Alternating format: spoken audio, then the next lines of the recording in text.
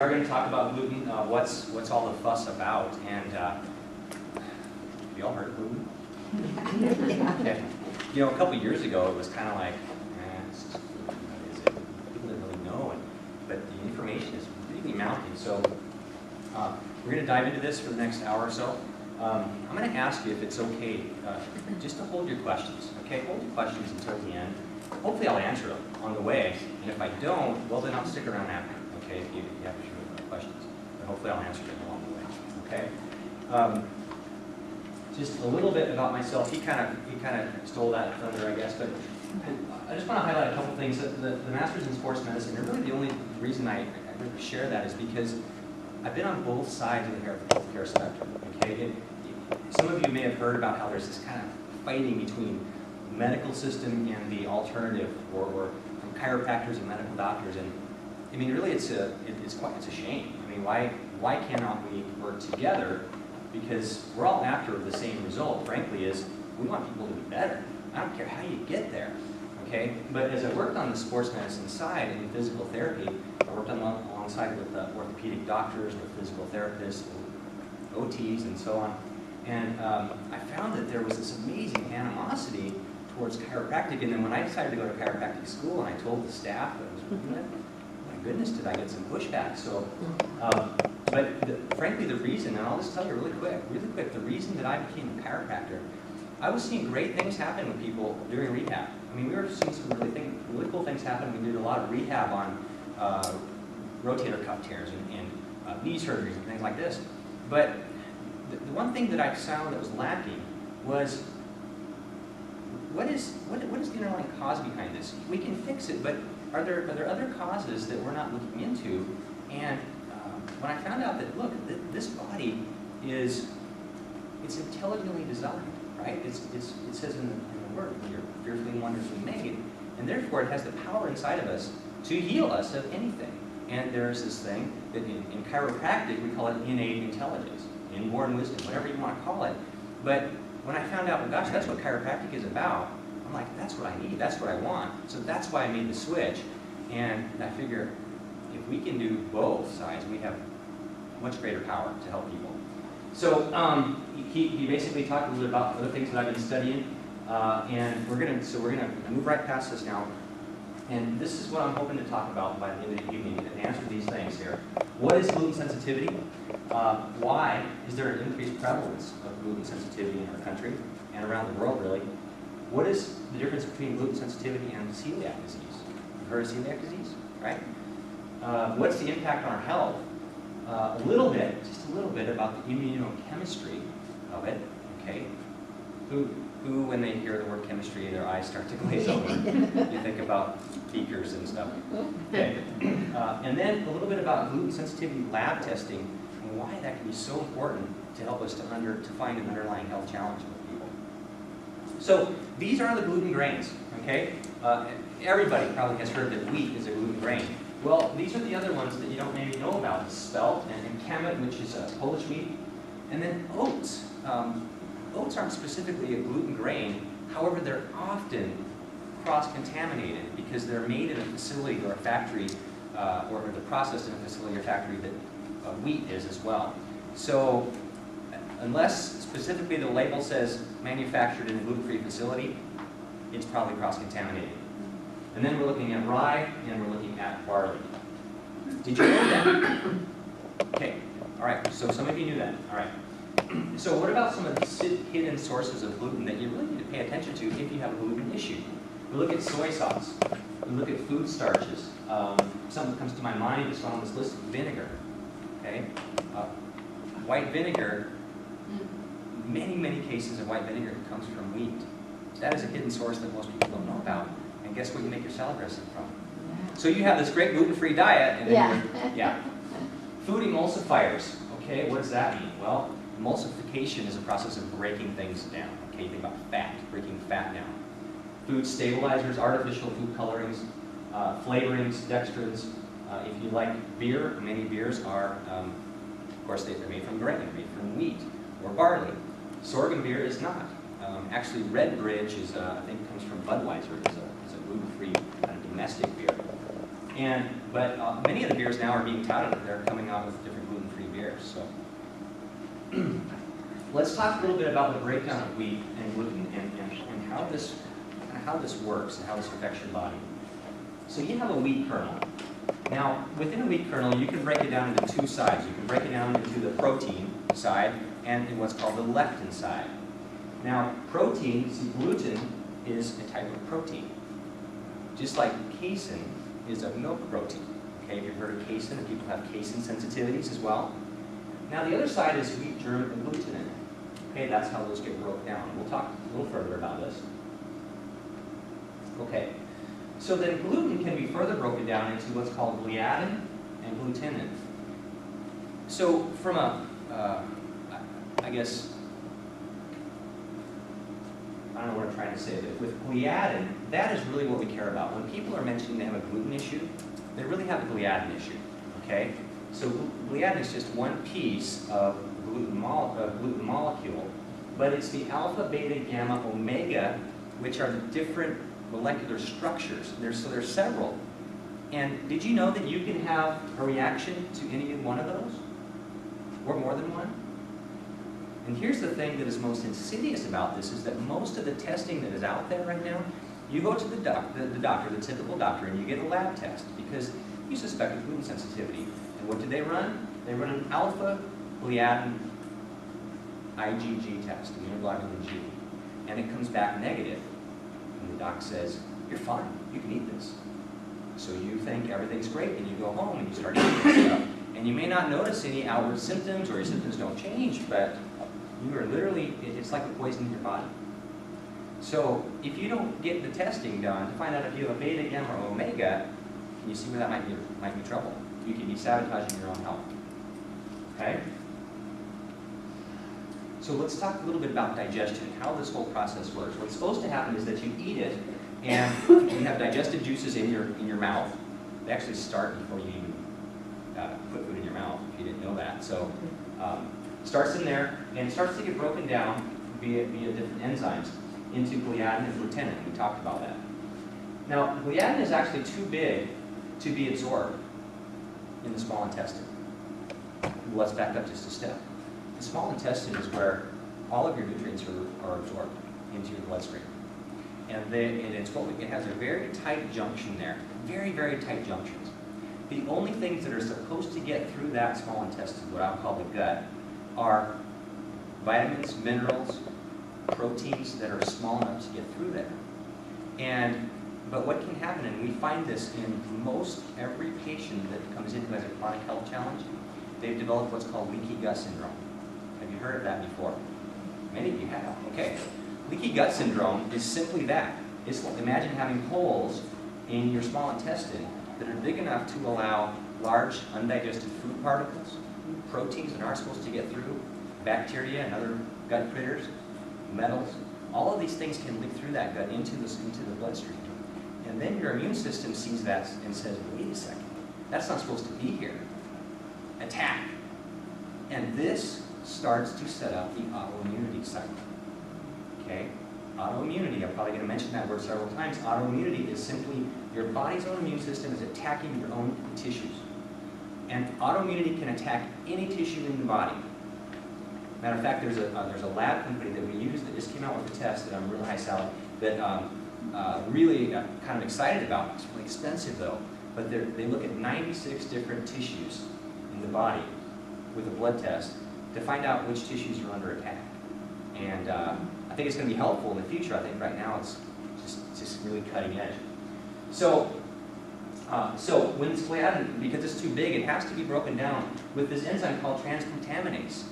Now let me take another step back here. There's a test, and I'll mention later on at the very end, by the same company that has found that people produce antibodies to transglutaminase. So we have this enzyme that God put in our small intestine that is meant to break down these proteins so that we can absorb them. And in some people, their own immune system begins to see this enzyme as a foreign invader. Why? Because gluten is often attached to it, or gliadin is often attached to it. And gluten can look like a poison. The immune system says attack, begins to attack the enzyme, And that in and of itself can lead to other autoimmune diseases. And so the cycle goes. So, if everything goes right now, whatever that protein was can be absorbed through the small intestine. But in some people, as I said, the immune system sees that as a foreign protein and really attacks it. And that causes inflammation. Now inflammation, you know what that is. You sprain your ankle and it gets red and hot and swollen. And we also get inflammation in our body tissues, right? In our intestine, if you have inflammation in your cardiovascular system, that they talk about hardening of the arteries, atherosclerosis. That's really just inflammation.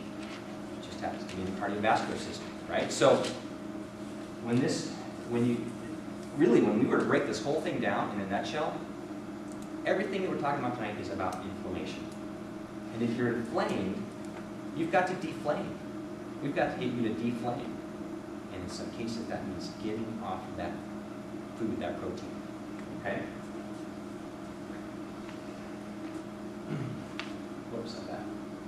All right, so we talked about transglutaminase, an enzyme made in the intestines that breaks down gliadin gluten into deaminated gliadin. Now, here's another thing. This stuff, deaminated gliadin, the food manufacturers use it a lot because in different foods, stuff that's boxed, because it helps it to stay longer on the shelf. Right? So, you could actually be getting extra deaminated gliadin in foods that you're buying off the shelf and causing another immune response in there. So, that could be really troublesome for some folks, right?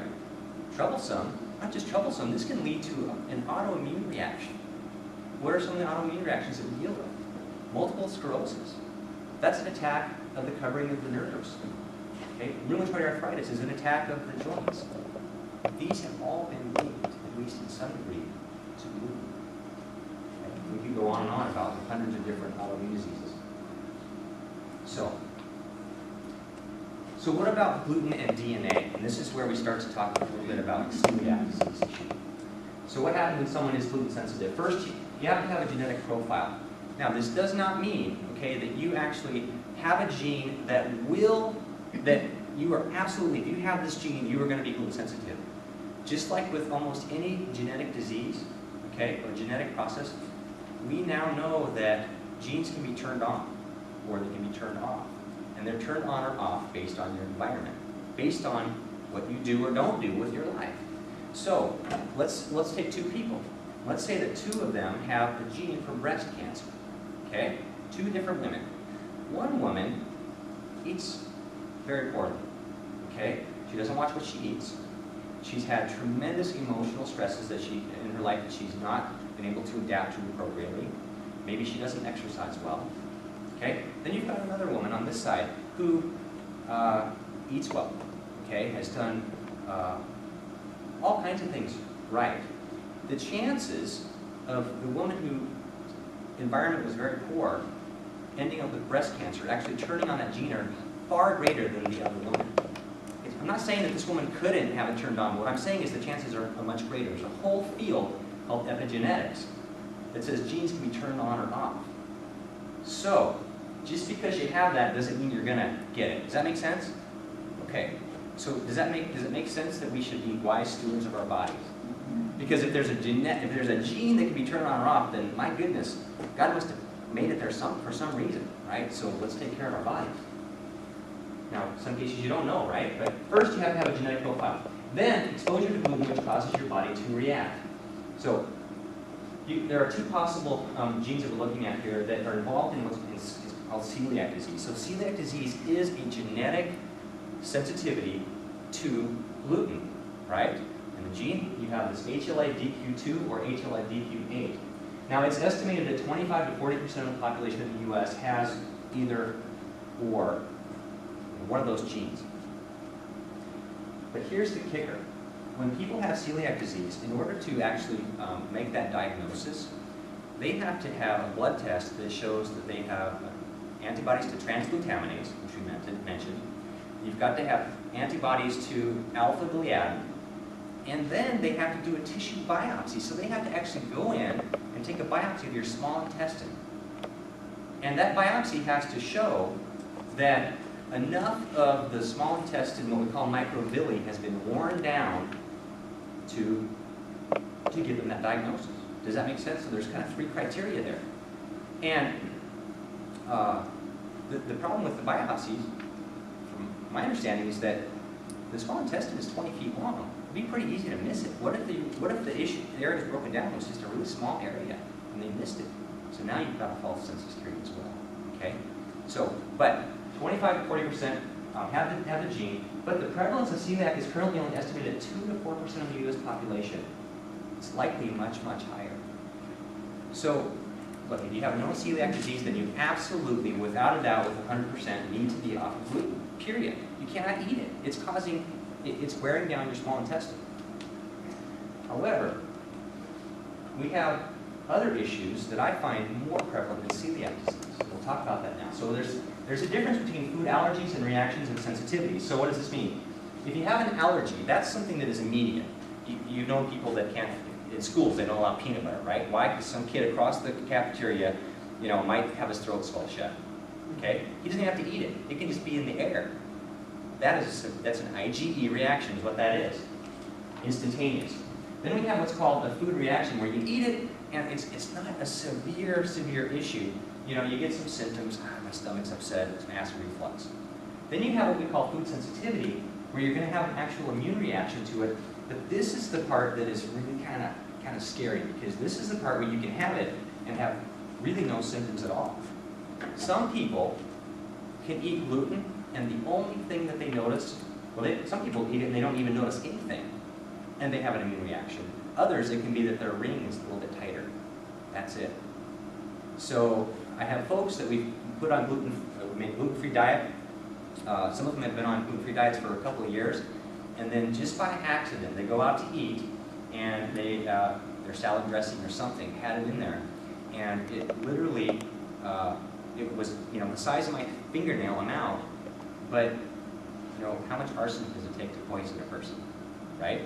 Well, if the body sees this as a poison, it's going to mount an all-out reaction, an all-out immune attack, and it can set their immune system back 6 months at one level. So it's pretty heavy duty. All right, so outcomes of gluten sensitivity. So first of all, you get exposed to gluten, and then you have an immune reaction against gluten. So there's one of two things that can happen. You can have without enteropathy. So what does that mean? That means that pathology or disease of the enterocytes. Those are the cells of the small intestine. Okay, you don't need to remember these big names, but think of small intestine cells. By the way, the small intestine really is, I said it had very tight junctions, but it's really only one cell layer thick. And then on top of those cells are these villi. They're like finger-like projections. And it's like that because God wanted us to be able to absorb as many nutrients as possible. If they were flat, we wouldn't have very much. But think of this as shag carpet, okay? This is Berber, right? So when you have celiac disease, your shag has become Berber. It's been worn down, okay? So without enteropathy, meaning that the cells haven't been damaged at this point, or with. Let's keep trucking through here. So what can happen even without enteropathy, you can have tissue inflammation in the gut, okay, in the cardiovascular system, or in the brain. Let me just share a quick story. I have a little girl. She's 9 years old, okay? Don't remember if she goes to Westwood or not. Everyone else in the community does, so. But she might. Anyway, she came about a month or 6 weeks ago, and she has a disease I never even really heard of. It's called trichotillomania. We call it TRIC for short. Anybody know what that is? They pull her hair out. It's chronic excessive pulling out of the hair, okay? Cutest kid, she's 9, right? And parents are at their wits' end. They've been all over the place. And the MD's response is she needs powerful anti-anxiety drugs, okay? And she's on them. She's been on them, and she's been on a few natural things that just parents had kind of self-diagnosed. And so they agreed to do some of the testing we did, and sure enough, we found on one of the test arrays, and I'll talk about in a little bit, that she had not just a wheat issue. She had an alpha-gliadin, she had glutenin, she had gluteomorphin, I'll tell you what this is. Gluteomorphin, morphine, gluteomorphin acts in the body just like morphine does in people when you take it away. What happens when you take morphine away from somebody? Withdrawals. There are some people who have antibodies to gluteomorphin and casomorphin, which is from milk protein, that they literally, when you put them on a gluten-free diet, they will ramshack, is that the right word? Ramshack the house. They will tear the kitchen apart looking for gluten, looking for wheat. So she had antibodies to that. She wasn't that far yet. She wasn't doing that. But, I mean, this poor little girl. So, this is the cool part. So, we put her on an anti-inflammatory diet, including grain-free and some other things. We gave her some supplementation to heal her leaky gut, and we did some brain-based therapy, which I can't go into, but we did some brain-based therapy. So, about 3 weeks go by, I just talked to her mom on Thursday. I said, hey, how's she doing? And her mom said she stopped pulling her hair 2 weeks ago. Oh. So, they're ecstatic. So, yeah, you know, that's pretty cool. Largely, I think, yeah, I like to think that the brain-based therapy is doing something. But you know what? I think it's a lot of it's gluten for her. So why I say that? Because it can manifest in things far-reached from just the gut. Okay? Tissue autoimmunity. We mentioned myelin. That's the covering of the nerves. Cerebellum. People who have what's called cerebellar ataxia, balance disorders. They walk and they can't control their, their balance and their coordination. We'll do a simple test where we'll put their feet together, or close their eyes, and they start. They can't even. Their cerebellum is activated. Okay, we talked about that. I probably need to cruise, don't I? Yeah, I bet I get off on tangents. Okay, so and then otherwise you have with enteropathy. So that means with actual breakdown. You can have it without the genotype. So non-celiac gluten enteropathy, which is way more common than celiac.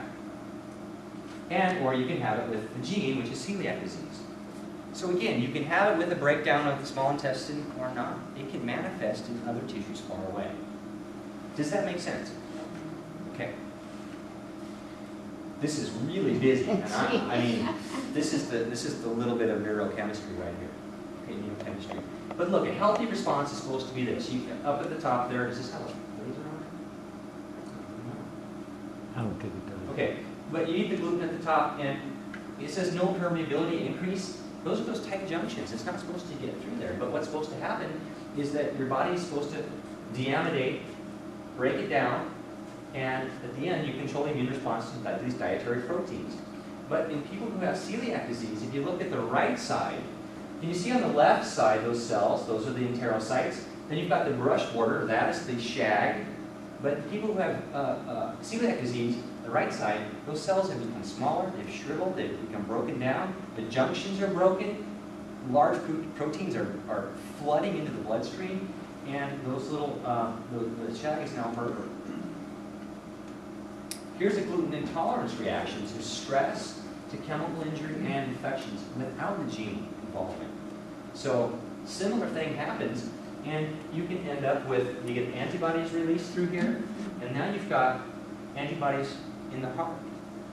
Adrenals, okay, Cushing's syndrome, that's an adrenal autoimmune disease. Ovary antibodies. We find people all the time, well, not all the time, many cases of women who developed after they were pregnant, they developed something called Hashimoto's disease, which is an autoimmune reaction of the thyroid. And one of the things that contributes to that, they believe now, is gluten during pregnancy. And it goes on. Then there's the gluten sensitivity, which is the IgE allergy reaction. Same sort of thing. Regardless of what you call it, you're sensitive to the gluten. It's causing an immune reaction. The immune reaction is causing inflammation in the body. In this particular case, you can get a histamine release or a serotonin release and so on, and people will develop rashes. Okay, how many people do you know that have eczema, dermatitis, psoriasis? These have been in some way linked as well to gluten issues. I have patients that I've taken off of gluten, done some other things with to heal their gut, and those things have cleared up. Now, does this happen overnight, you think? How long do you think it can take to heal up a leaky gut? Any ideas? Years. Can. Yeah. Most people that start in our office, And we start with at least 6 months and say, hey, we got to heal this gut. It's going to take time. It took you time to get here. So there are folks who we make these recommendations and they say, I can't do that. Okay, you don't have to, but if you have a gluten issue and you don't remove that cause, you're going to continue down the same path you're going on, right? That's the definition of insanity. Gluten sensitivity as a neurologic illness from the Journal of Neurosurgery Psychiatry. Patients with a disease of the intestinal tract represent only 1/3 of patients with neurologic manifestations and gluten sensitivity. So again, you don't have to have a huge breakdown of the gut to have it manifest other places in the body. Okay? Depression. Your only symptom could be depression or anxiety. That can come from gluten. Okay? Can depression be fixed with selective serotonin reuptake inhibitors, SSRI? Can it help? There's no doubt. There's no doubt. But is it going to fix it? No, it won't. You have to find out what's driving it. There's always a cause. Always a cause. Never stop looking for the cause. This means that 2/3 of the population with a gluten sensitivity have no intestinal destruction or symptoms. They have other problems. Okay? Fibromyalgia, chronic fatigue syndrome, Hashimoto's disease. From the British Medical Journal, the prevalence of symptoms in patients with celiac disease. 87.5% had the genotype, and the biopsies test positive for celiac disease, but they have no symptoms. That's pretty scary, right? You have no idea that you have it. And only 12.5%, this is the tip of the iceberg, patients with clinically overt symptoms of celiac disease. So, you know, what do? Do we test everybody? That seems a little bit far-fetched, but I think that we need to be thinking about how common this is. From the Journal of Gastroenterology, for every symptomatic patient with celiac disease, there are 8 patients with celiac disease and no GI symptoms. So you cannot, I'll take this away tonight, you cannot base whether you have a gluten issue or not on whether you have gut symptoms or not, okay? It can be anywhere else. So what are some of the signs and symptoms that we commonly see? Abdominal cramping, bloating, distension, acid reflux, back pain, constipation, that's a big one. Diarrhea, that's another big one. Loss of energy and fatigue, and so on. Muscle cramping, night blindness, dry skin, weakness, and loss of something. I don't know. Loss of your brain. Loss of your mind when you type. And then associated conditions, amenorrhea, the inability to have a period, iron deficiency, B12 anemia. These are all, many of these are digestive issues, right? Peripheral neuropathy. This is pretty common. Peripheral neuropathy is where you can't feel your feet with your hands, okay? And sometimes it's related to a nerve, a subluxation in the spine interfering with the nervous system. And we see this in diabetics a lot. Did you know that diabetes is now being called an autoimmune disease? And gluten is linked to that as well. I have a patient that I have been seeing since I started. He's from my church. And I was worked on him for probably 7 years just in chiropractic, because that's all I knew to do. And he has actually what they call, I never even knew this until recently, it's called stiff person syndrome. I know, they've got all kinds of names. But the guy is stiff, the guy is skinny as a rail, he's about 6'2", probably 6'3", skinny as a rail. But his back is just so tight. Dr. Aaron's worked on him too. So finally, and he's a type 2 diabetic. He found out about 10 years ago. He's been taking insulin, and something else, metformin and something else. Anyway, finally after I learned this stuff, I said, hey, we should check you. Sure enough, gluten issue. Yeah. So his latest A1C, which is what Digestion look at, right? His A1C, for the first time in the 10 years that he's been diabetic, has come under 6. What do? We simply took gluten out of his diet. Okay? So we could go on through these. Symptoms in children, okay? This is big. Some of you have kids, and some of us know people who have kids who are on the autism spectrum. They have ADHD and ADD or other things like that, obsessive compulsive stuff. These are kids who have gluten issues that are slow to develop, failure to thrive. They're not gaining weight. They may be projectile vomiting. You don't know it. They call it acid reflux in little kids. And they give them Prevacin, you know. difficulty concentrating, like with ADD. Gluten isn't the only cause, obviously. Lynn, you know that, right? You know all your work you're doing. But it's a big piece. Personality changes. So why is there so much gluten sensitivity these days? Right? You may be wondering, why now, right? Well, there are some theories, and I don't know what the exact answer is. Some people say, well, it's diagnosed more. Well, I've got some information to show you about that in just a minute. The grain is actually different due to increased gluten content. Well, how do they increase the gluten content? Well, they do that with genetic modification. Okay, that's one thing. Research has shown that the prevalence of celiac disease has increased dramatically, not simply due to increased detection. So that kind of negates the first one, and I'll talk about that study in a minute. Also, undiagnosed celiac disease may be associated with increased mortality. We're finding that to be a possibility. But one of the other things that I didn't list here was because of genetic modification. Look, there are companies out there, a lot of them, they're changing the genetic structure of this stuff. Why? Because it'll last longer, and because it's resistant to pesticides. Quick story. So our next door neighbors own an apple orchard out in Montgomery. And every year we are invited to go down there and camp. We like to camp with our pop-up tent. So we did that 2 weekends ago.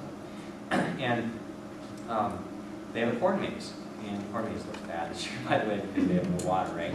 They're frantically trying to keep it alive. But we were up, they have a bridge there, and we're looking at it, and we were talking to the guy, and he was talking about how, well, this corn is Roundup Ready. And my wife says, well, what does that mean? And he goes, well, it means that they have modified it genetically so that it is impervious to Roundup. You know what Roundup is? Mm-hmm. Roundup is my goodness, a heavy-duty chemical poison, right, that kills weeds. So they've got all these weeds in the pathways that are just dead. They can spray the whole field and not worry about it breaking down the corn. And we're just like, my wife tried to ask me a few questions. I was trying to be quiet because I'm passive that way. But she kind of was getting in his face a little bit. But, so it's Roundup Ready, meaning that it's resistant to the poison, so it's what you're eating, in addition to the corn. So they do the same thing with oats and rye and barley and spelt and wheat and all these things. Okay. Another thing too, just as a side note, Dr. Aaron's going to kill me because we're going over here, I know it. Kill is a strong word. You'll have to censor me, I won't be able to speak. What did I say? I was at a seminar and I was talking to a guy, he was talking to the group. He was a farm kid, and his dad used to farm wheat. And they had these big silos. And they harvest all this wheat and put it in the silos. And some years, with the price of wheat came way down, they wouldn't sell it, right? So it would stick in the silos for 2 to 3 years. And what do you think happens if a little bit of moisture gets in there? Mold, toxins, other kinds of stuff, and then they go ahead and sell it. So I know that's not really that's not the gluten issue, but this is the same stuff we're talking about. Other toxic things that can happen. All right. Increased prevalence and mortality in undiagnosed celiac disease. So they looked at people over 50 years, investigated the long-term outcomes of undiagnosed celiac disease, and whether the prevalence of undiagnosed celiac disease has changed during the past 50 years. They took over 9,000 young adults at Warren Air Force Base. Okay, they took blood and over 12,000 gender-matched subjects. Okay, people that matched them gender-wise. The prevalence of undiagnosed celiac disease between the Air Force cohort and recent cohorts was compared. Conclusion: the prevalence of undiagnosed celiac disease seems to have increased dramatically in the U.S. during the past 50 years. During 45 years of follow-up, undiagnosed celiac disease was associated with a nearly 4-fold increase in risk of death compared to those things. So it has changed dramatically in 50 years. Or I should say it hasn't changed that much. It was prevalent then as well. We just didn't, we were calling it maybe the same thing, right? In the past 50 years, celiac disease went from 1 in 700 to 1 in 100. And those with the greatest mortality were identified as having silent celiac disease. Again, they have no symptoms of celiac disease, no gut symptoms. Okay? It's been linked to Lou Gehrig's disease. It's been linked to all kinds of autoimmune diseases. So we talked about this a little bit, the factors leading to this, GMOs, gluten deamidation, gluten storage and bins, we talked about that, leaky gut, which leaky gut doesn't just come from gluten, it comes from other toxins that we eat, okay? Everything that you eat, drink, rub on your skin, or breathe has to be broken down. It has to be detoxified in your body. And if it isn't, then it's going to get reabsorbed again. The stuff's supposed to go through the liver, detoxed, into the small intestine and out. But it gets reabsorbed. It causes this inflammation and breakdown. Did you know that chronic stress, chronic emotional stress, did you know that, let me say this, that even short bursts of anger cause a release of cortisol, which is an adrenal hormone, that's your fight or flight hormone, and that actually causes it's called secretory IgA. Think of it as a slime layer over the top of the shag carpet. Okay, so they spray carpet these days, right, with all that alpha poison. So you've got this spray on the top, and that's the SIGA. That's your slime layer. That is your immune system. Okay, so cortisol released into the system causes that to break down. So if you're having a lot of emotional stress, and I'd say spiritual stress is part of that as well, that can lead as well to a breakdown in the small intestine. Gosh, are you overwhelmed yet? Where can I go? What can I do? Right? Poor nutrition and enzyme insufficiency. Impacts of gluten sensitivity to health. Associated autoimmune antibodies are frequent. These include high amounts of antibodies against thyroid and pancreas and so on. We talked about that already. Liver, smooth muscles, brain, anti-brain, anti-bone and joint. That's rheumatoid arthritis. Psychiatric illness has been observed to be a main cause of disability in undiagnosed adult celiac disease. Predictive value of antibodies. Okay, what are antibodies? Just real quick. What are antibodies? Antibodies are part of your immune system. Okay, when you have, this is how your immune system works in a nutshell. You have what's called Th1, that's like the police force. You have Th2, that's like the SWAT team. Okay? So, Th1, a virus comes into your body, bacteria or gluten, whatever it may be that looks foreign. Th1 system elevates. It's a good thing, right? Its job is to kill at any cost, to destroy, or put in jail, whatever it may be. Sometimes the police have to call it the SWAT team. SWAT team is a Th2, that's the backup. They come in, and this is where antibodies are released. An antibody I think of as one of those GPS units that they put on criminals. It's like an ankle bracelet so that you can be tracked anytime and anywhere you want, right? Criminal gets out, you know, a sex felon or whatever they always know where they are. Okay, antibodies mark cells as bad guys. So the next time you're exposed to that same critter, the immune system doesn't have to mount an initial response, it just goes right to that. Okay, that's in a nutshell. So that's antibodies. A new piece in the mosaic of autoimmunity has clearly emerged, namely the predictive value of antibodies. Many autoantibodies can be detected in the preclinical phase of autoimmune diseases many years before the disease becomes apparent. Okay. So, if you are in routine blood testing, which typically routine blood testing they don't test for that, but we do, we always test for antibodies to thyroid hormone. Because I see a ton of gals, especially gals, but some guys who come in and they've been in trouble for years and they have an autoimmune attack on the thyroid that just kept getting missed. But if you catch that antibody early, you can reverse that autoimmune disease pretty quickly. How predictive? The appearance of antibodies can be as many as 14 years before the patient manifests symptoms, particularly in autoimmune rheumatic diseases like rheumatoid arthritis. Man, can you imagine if you could catch that early? Wouldn't that be a good thing? Because once you're autoimmune, you're always autoimmune. At that point, all you're doing is managing. Okay? Organ-specific autoimmune diseases, Hashimoto's and so on, have been shown to have the same predictive value, allowing us to diagnose years before the disease causes symptoms. By the way, if you've been found to have one autoimmune disease, the chances of, I don't have exact numbers, but the chances of having a secondary autoimmune disease develop in 5 years go up somewhere around 4 or 5-fold. Okay? So, in the US, one of the most common thyroid diseases is called hypothyroidism. And we have something like 90 million people who have that, hypothyroidism. That means low-functioning thyroid. But about 80% of those actually have an autoimmune attack on their thyroid And most of those folks get missed. Why? Because the typical MD appointment does not test that antibody because insurance companies don't pay for it. It's easy. It's easy to check for. Okay. Are you with me so far? Okay. Mortality rates in celiac disease. Mortality rates in patients with celiac disease are increased compared to general population. Increased mortality in patients with celiac disease is mainly due to malignancies, cancers. Mortality rates greater in the first year after diagnosis versus over time. Early diagnosis and a strict gluten-free diet are protected. So many of the people that we end up seeing who have chronic health conditions in our office, they've got to be gluten-free, and not just gluten-free, grain-free. Okay? We don't have time to go into that. But currently, the labs only perform gliadin antibody testing, and therefore they miss immune reactions to glutenin. Remember, glutenin and gliadin equal gluten. So they'll miss this side of it. And this is what I hear all the time. Okay? Have you ever heard this before?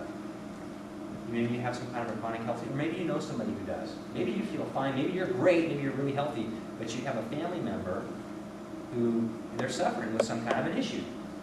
And they go in and they get tested. And the test comes back all normal. And the doc says, well, you're fine. And you go, but wait a second, I feel like crap. Well, the tests are normal though. Well, what can I do? Well, the lab tests are normal. Well, here's an anti-anxiety drug. Okay? It's kind of like saying it's in your head. I'm sorry if you heard that. That's what I hear a lot. Dr. Aaron, you hear that, right? And so that's because most labs only test one aspect of this, the alpha gliadin I mentioned. What about the other parts of it? What if you didn't test those?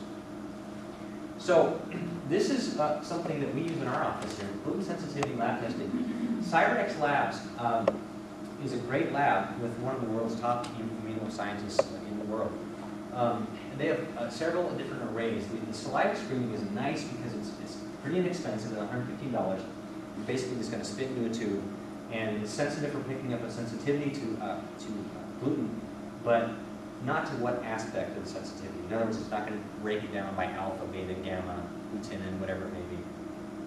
Array number 3, obviously it's more expensive, but it looks at IgG and IgA. Those are two types of antibodies. Remember I said earlier, the typical blood lab test, they only look at what's called alpha gliadin, IgG, or they may look at IgA, but not both. So it tests 11 aspects of the immune response to wheat. Helps to confirm if there's an autoimmune reaction. And then, if that wasn't enough, what about something called the gluten cross-reactivity? Okay. This is where we probably catch the most of the trouble with people. That either are gluten-free, or I put them on a gluten-free diet, and they're not really responding the way they should. We now know that there are many foods that we commonly eat that look enough like gluten to the immune system. In other words, the molecular structure is similar enough that the immune system mounts an attack against those foods. We're talking about dairy. We're talking about coffee. It is the most common cross-reaction with gluten. This is where people go, oh, I drink coffee like it's coming out of my ears. You know, wondering why. Rye, barley, and spelt, of course, are gluten grains. Millet, amaranth, sorghum, tapioca, buckwheat, quinoa, sesame, corn, rice, white potato, egg, soy, teff. Rice? Yeah. Corn? Yeah. Corn is a grain, by the way. You didn't know that. But, so we get some pretty interesting responses from people when this test comes back, and they find out that they've got 6, 8, 10, or more reactions to this stuff. And they've got to be off of it for life if they want to heal. In most cases. Some cases they can be off it for short times. Array number 4 will test for that. That's a great test. So I'm trying to be gluten-free. If you have a confirmed gluten sensitivity, you need to never eat gluten again, period. You just can't eat it. If you do, it's going to cause an immune reaction. I said earlier, it'll set you off for months. Slipping every once in a while will result in an increased inflammatory process, which may make you feel worse. And antibodies can be found in blood even 6 months after ingestion of gluten. Okay? Remember the fat-free craze, or going, oh, we got to eat all fat-free, right? Well, it turned out that low fat just meant that the product would have a lot more sugar in it, and put in a lot more high fructose corn syrup, so it wasn't really healthier. What I'm saying is that some of the most unhealthy foods in the store are in the gluten-free section. So it's not enough just to be gluten-free and go to the gluten-free aisle and buy that box of gluten-free pasta, because if you start reading the label, you'll find out that it's full of high fructose corn syrup and a whole bunch of other stuff. Okay? It's not healthy. The healthy stuff is on the outside, right? The vegetables, the fruits, meats. So everyone deserves a gluten-free cookie, they just don't deserve 10 of them. Okay? All right. The four main reasons why gluten-free diet may not be effective. One, there's hidden exposure to it, something you're eating that you just don't know about. The cross-reactivity we talked about, and people come in, I'm gluten-free, but I'm eating a whole bag of corn chips every night. Okay? If you're that person, that may be a problem. Okay? Unresolved leaky gut syndrome, other autoimmune diseases. Okay, so I have flown through this. I know I have, and some of the eyes are glazing over at this point. So we'll stick around in a few minutes to ask questions, or to answer questions. But what I want to do is this. Okay, I really want you to know that Dr. Aaron is doing the Daniel Plan because this is what he lives for, right? Is health. He wants to help people, and I'm the same way. And I hope you see that. We're not here to sell you on anything. We're not here to even get you in our office. However, there are folks that are here that you know that they might want to come in. They might want to know more. They might want to learn more. And so all we're saying is that if you would like to come into our office, okay, it's free for the first 2 visits. The first visit is a consultation. It's an hour long. You sit down and we talk about your health. We go through some forms. This is what it would look like. On your first visit, we do a complete chiropractic and neurologic evaluation. Why neurologic? I didn't have time to go into it. Okay? I just didn't have time to go into it. But in most cases, people who have metabolic issues going on inside of them, okay, they've got something that's not working right, organ or gland, they have neurologic issues as well. Okay, their brain is not firing on all cylinders. We look at your existing labs. We ask, hey, bring them in. Let's look at them. Let's see what was done so we can see what we might need to do to fill in the blanks. We review what's called a metabolic assessment form, which if you have a packet, if you choose to, there's a package there that you can look through, and a neurotransmitter assessment forms. And it is a really great idea to have your spouse or a significant other there with you. Why? Because it's nice to have that support, understanding what are you doing up here. And then in visit 2, well, we review the exam and neuro findings, and we review the assessment forms. We go through if there's any testing that might need to be done. We talk about a treatment plan. And we talk about what it would cost if you chose to do anything. And then the ball's in your court, and we have no attachment to what you decide to do. We just want to help. The regular fee for that is actually $200 for the first visit and $150 for visit 2. But since you're here, and frankly, it's not just for a gift for attending tonight. It's just the way we do things for everybody that comes in. The first visit's free, the second visit's free, and just to see if we can help you. So, does that make sense? All right. Thank you for coming. We probably have time. You can answer questions that they. Yeah, you did good. Now I see the clock. Okay. Yeah. Is wild rice different from rice? Is that a different? Yeah. Yes. So that doesn't fit into a possible. The test actually is for white rice. Okay. Oh, so brown rice wouldn't even be included in that. Brown rice is not part of that test. However, when I put people, typically when we put people on a gut repair program, that's what it's called. They would come off of all rice because we just don't know at that point. We try to take out anything that's inflammatory in the diet, and that's possible. And wild rice would be then. Yep. Off. We would, but that's not forever. Only for 8 or 11 years. Can you comment on sprouted grain bread? Yes. Okay. So do you remember at the back at the beginning when we were talking about? Oh, she asked about, can I comment on sprouted grain, like Ezekiel bread, right? Okay, Ezekiel comes from sprouted grains, and it's touted as this great thing. Well, guess what? For some people it's fine, for others it's not. We're finding that people are having a similar reaction because remember we talked about the gliadin side and the leptin side? It's part of the leptin side. That's where the sprouted grains come from, and some people are having a immune reaction to it as well. So when we put people on, when we recommend a gut repair program, they come off sprouted grains as well. They may not need to forever, but while that gut is healing, we just don't know. Yeah, good question. Anybody else? What can you eat? You have to come in and find out. No, I mean, if you want to have a sandwich or something, Yeah, I mean, no. what is lettuce and... You have a lettuce wrap. Not really. Yeah. You do. There are some, you won't hear me say this to you if you're starting under care and you've got a leaky gut or you've got a autoimmune disease or something, but there are breads, foodies is a gluten-free bread. But again, if you are somebody who we believe has an issue with gut inflammation, then we're going to take you off of that as well. Not even if you eat that.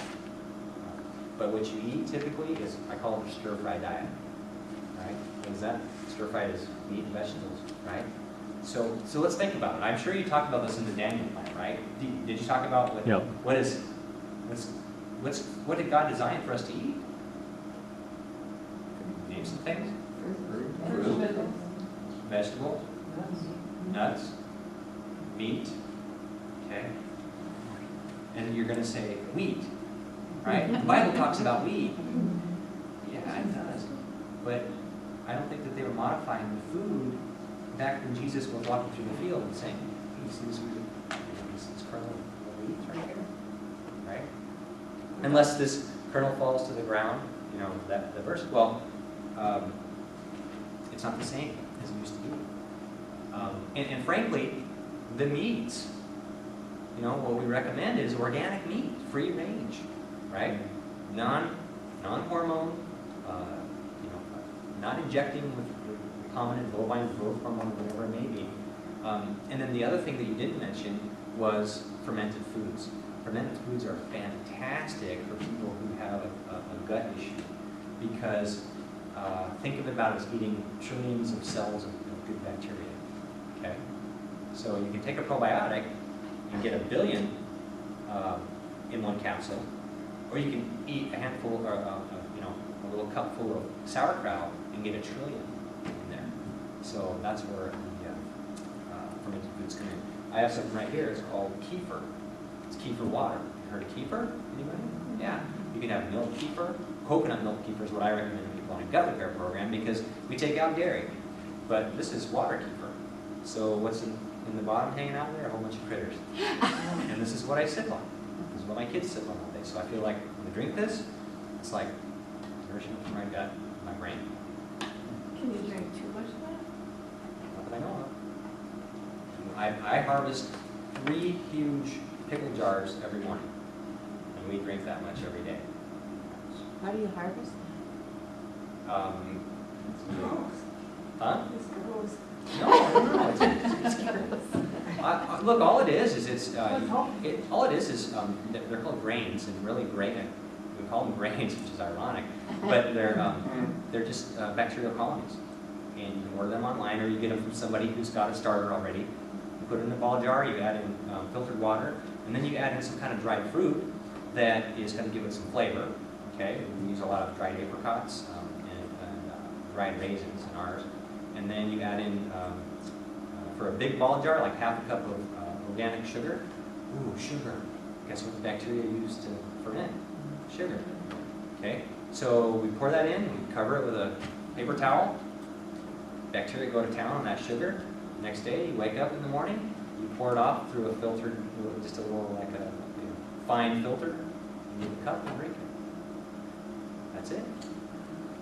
It's quick and easy.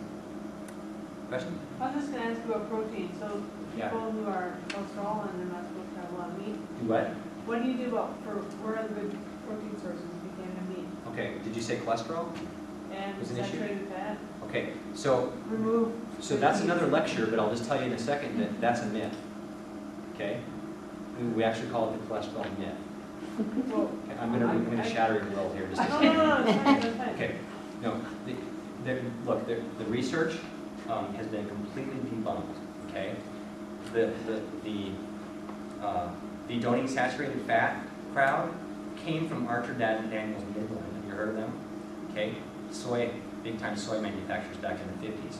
They wanted to sell a lot of soy, so they created this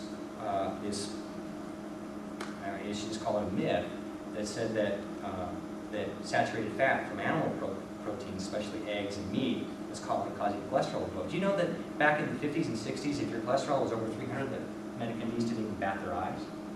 Okay, so these scientists started to change the mind of the medical community, and pretty soon they're like, oh my goodness, if your cholesterol is over 200, then we've got to dial that down. Why?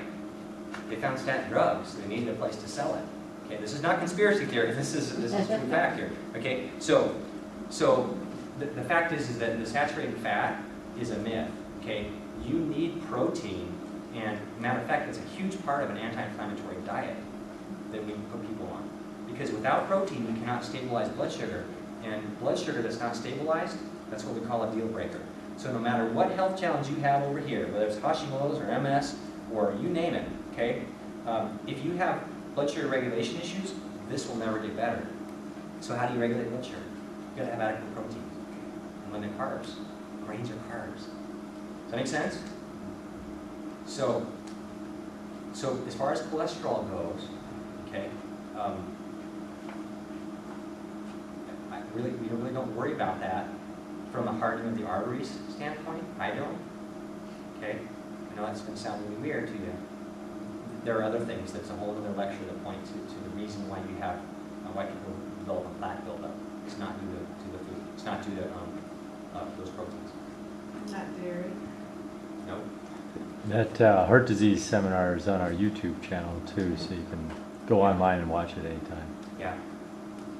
So you got to wrap it up. Okay. Yep. So thank you, gosh, thanks you guys for coming tonight and listening to this. I hope I didn't go too fast for you. But again, if you want to come in and just sit down and talk more, again, no charge. Sit down for an hour. Just bring in that paperwork, have it filled out, come in, we'll talk, and we'll go from there. Okay? Does that sound fair? All right. Thank you. So if you're looking for the